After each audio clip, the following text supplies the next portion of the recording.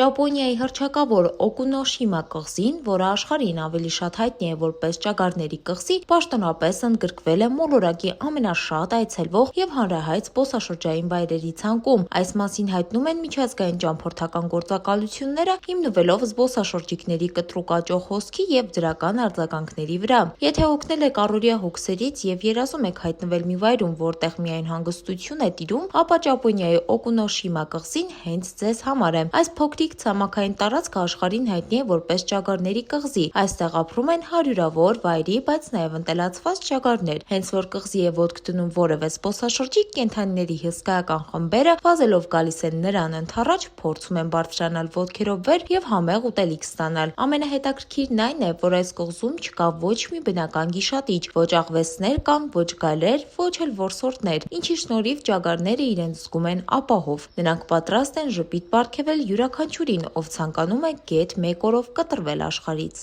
Բաժանորդագրվեք մեր ալիքին։